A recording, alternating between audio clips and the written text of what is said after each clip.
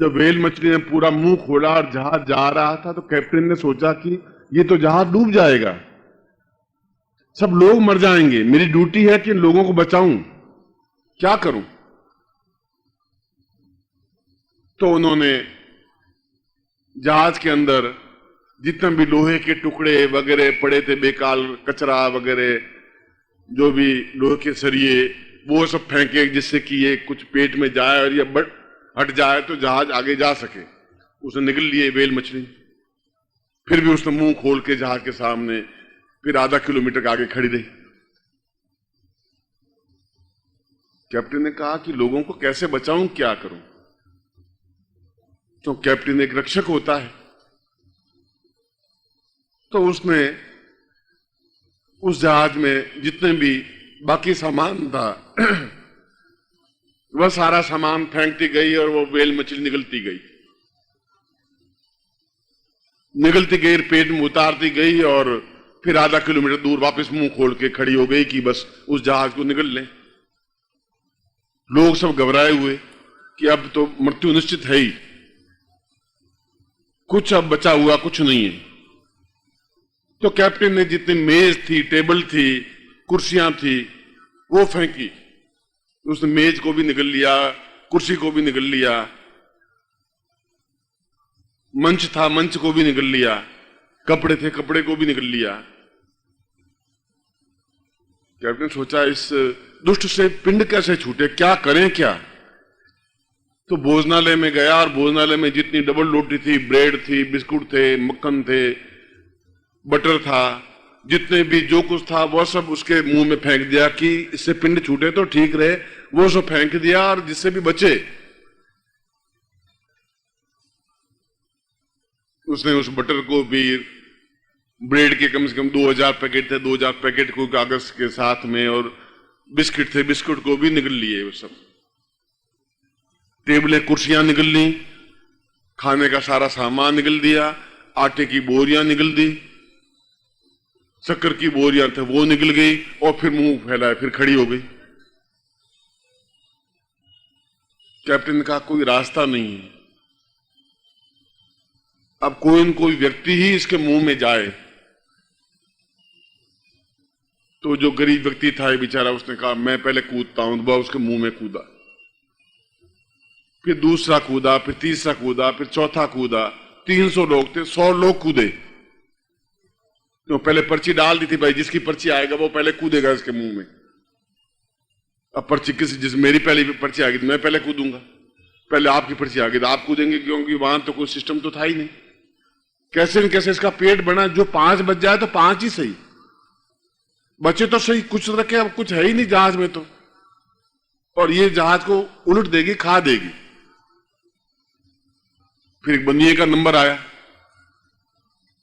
बनिया कूदा अंदर कूद करके टेबल कुर्सी लगा दी, ब्रेड वगैरह लगा दी, बेचना शुरू कर दिया। जितने लोग अंदर थे 100 लोग, ये ब्रेड ये भाव है, बटर ये भाव है, चलो ये भाव है।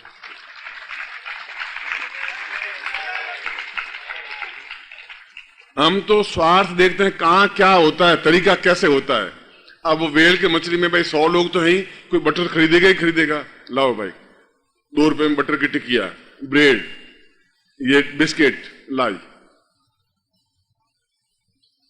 हम तो केवल ये देखते हैं कि आप दुखी हो रहे हैं कि सुखी हो रहे हैं, कि ये 100 लोग में कोई दुख नहीं। हम तो अपना स्वार्थ देख रहे हैं। बनिया तो ये सोचेगा कि बस यहां भी व्यापार करूं तो कैसे करूं, बस टेबल लगा दी, कुर्सी लगा दी, अंदर थी, बैठ गया ऊपर, और बिस्कुट लगा दिए, ब्रेड लगा दी, मक्खन की टिक्कियां लगा दी, बैठ गया। बटर 2 रुपए, 5 में मिलते हैं बाजार में, कोटा में, ये 2 रुपए यहाँ टिक्कियां। बिस्कुट वहां 10 रुपए में पैकेट मिलता है, 3 रुपए। उठाइए, तुम्हारे जेब के साथ निकला है, जेब में पैसे तो होंगे ही तुम्हारे, लाइए। और लोग आ रहे हैं और बेच रहा है। हम बहुत स्वार्थी हो गए, परोपकारी नहीं रहे, दूसरों के सुख में सुखी नहीं हुए, दूसरों के दुख में दुखी भी नहीं हुए। और यह जगदम्बा, यह दिवस, यह गुरु, जैसा कि मैंने बताया कि व्यक्ति शॉर्टकट अपनाने के लिए बाध्य हो गया है, तो बाध्य हो गया है। वह 3 साल साधनाएं नहीं कर सकता, और उनको दुखों को दूर करना जरूरी है। उसके जीवन दुख है, या तो पुत्र नहीं है तो कपूत है, या लड़की की शादी नहीं हो रही है, या व्यापार नहीं चल रहा है, या राज्य भय है, या बीमार है, या घर में कष्ट है, या पीड़ा है। कोई न कोई तकलीफ तो प्रत्येक व्यक्ति को है। ऐसा संसार में कोई व्यक्ति नहीं है जिसको सभी सुख हों, ऐसा पृथ्वी पर कोई है ही नहीं। हम तो इसलिए भी दुखी हैं कि मेरे 3 बच्चे ही हैं, इसके पड़ोसी के 7 बच्चे हो गए साले, हमारे 3 ही रह गए, ये 7 कैसे हो गए? बस इससे भी दुखी हैं सर। अरे भाई 7 हो गए, तुम क्यों दुखी हो रहे हो? बिहार के लालू के 14 बच्चे हैं, तुम भी 14 क्या 15 बच्चे पैदा करो, तुम्हें मना किसने किया है? वो मुख्यमंत्री है, जो ही 14 बच्चे पैदा करोगे मुख्यमंत्री बिहार के बन जाओगे। तकलीफ तुम्हें क्या है? मगर हम दुखी हैं कि इसके 7 बच्चे हैं, मेरे 3 ही हैं। बस हम केवल दूसरों को दुख देख करके या दूसरों की उन्नति देख करके सुखी होते हैं। ये हमारे एक स्वभाव बन गया है, और उसको कैसे दुख पहुंचे इसके लिए बराबर प्रयत्नशील हैं। जब आदमी को दुख देने के लिए जुट ही जाएगा तो संसार में दुख फैलेगा ही फैलेगा। उस दुख को, उस बाधा को दूर करने के लिए देवताओं ने साधना का रास्ता अपनाया और लंबी लंबी साधनाएं की, मगर फिर भी दुष्टों का दलन नहीं हो सका। शुंभ और निशुंभ और महिषासुर, इनकी समाप्ति नहीं हो सकी। नहीं हो सकी तो जगदम्बा ने आविर्भाव हुआ, निर्माण हुआ, एक मां बनी, उसके हाथ में आयुध आए, और आयुध इस बात के सूचक थे कि तुम ताकतवान बनिए, क्षमतावान बनिए। और जगदम्बा ने कहा 13वें अध्याय में मार्कंडेय पुराण में कि गुरुत्वम मदेवम ममत्वम मदेवम दुखत्वम मदेवम सुखत्वम मदेवम। मैं तुम्हारी मां भी हूं मगर मैं तुम्हारा गुरु भी हूं। तुम्हारे दुख को सुख में परिवर्तित करने के लिए मैं सक्षम हूं। तुम दुखी मत रहो, क्योंकि मेरे पास आयुध भी हैं, मेरे पास शस्त्र भी हैं, और मैं तुम्हें वह विद्या, वह कल्पना गुरु रूप में दूंगी जिससे आप कम से कम समय में अपने दुखों को दूर कर सकें। कम से कम समय में। मैं आपको एक राम की कथा सुना के चला जाऊं, आपके दुख तो दूर हुए नहीं, घर में तो वही तकलीफ है आपको। मैं आपको कृष्ण की एक कथा सुना के चला जाऊं, आपके दुख तो दूर हुए नहीं, आपकी बीमारी तो मिटी नहीं।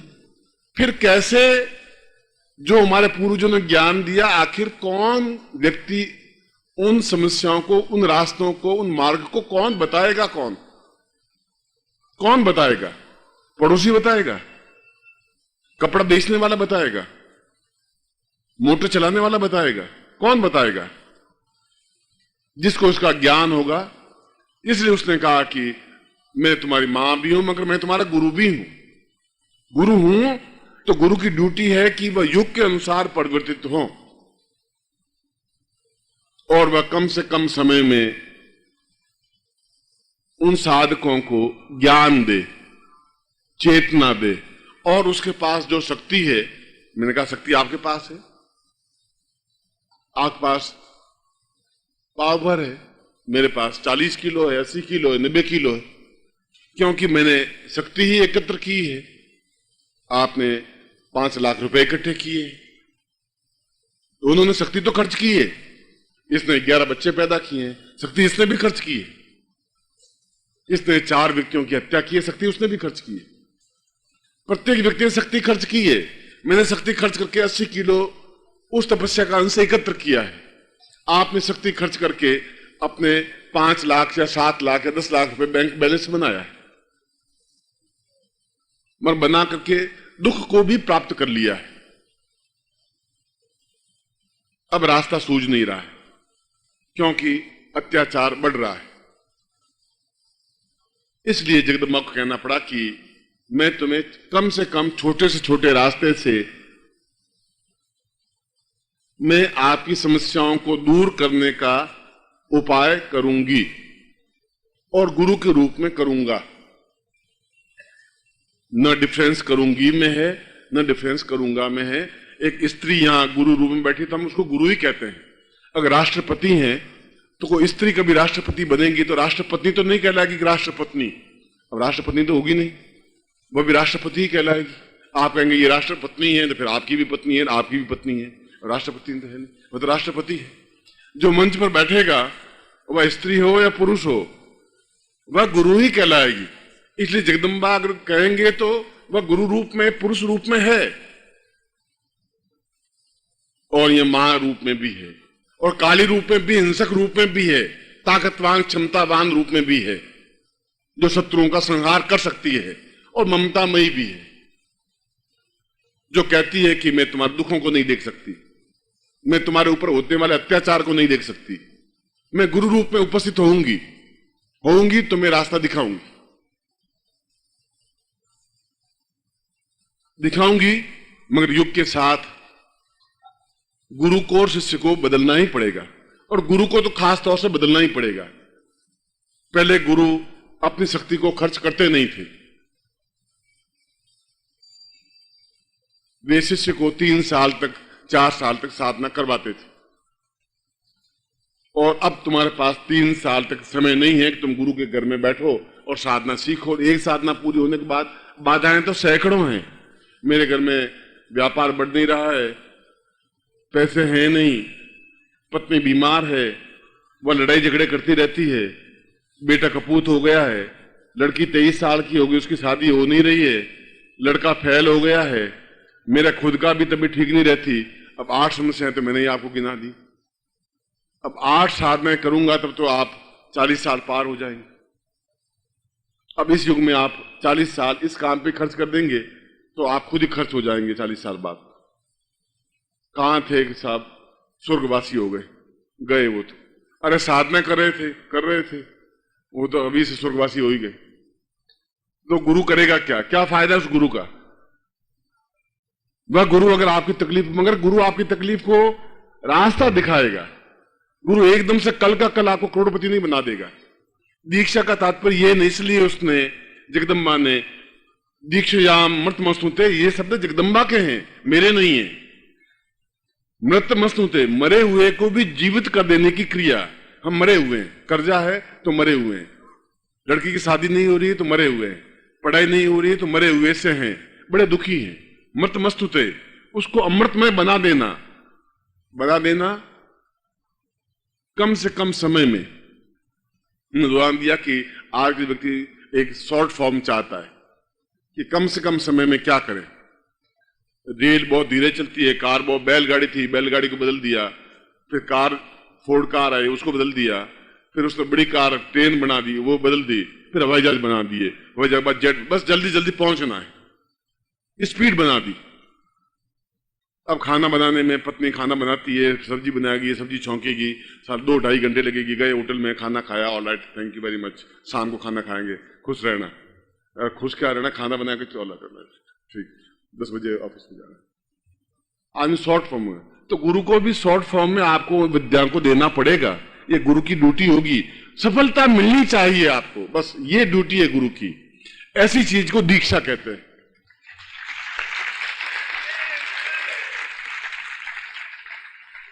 वह अपना खुद का खर्च करे गुरु, अपनी शक्ति, अपनी ताकत, अपना ज्ञान, अपनी तपस्या।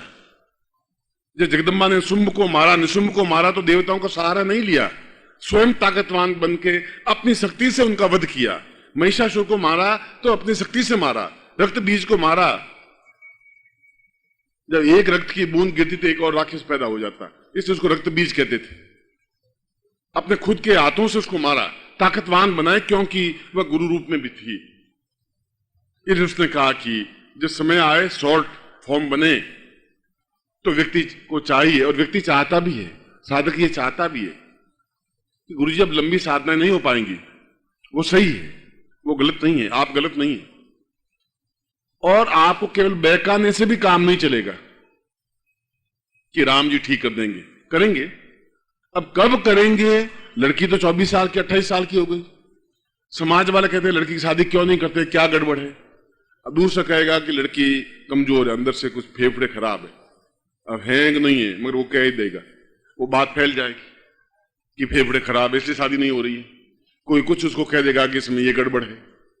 अब टाइम पे शादी नहीं हुई तो ओम परम तत्वाय नारायणाय गुरुभ्यो नमः। ओम ह्रीं मम प्राण देह रोम प्रतिरोम चैतन्य जाग्रय ह्रीं ओम नमः। ओम भूर्भुवः स्वः तत्सवितुर्वरेण्यं भर्गो देवस्य धीमहि धियो यो नः प्रचोदयात्।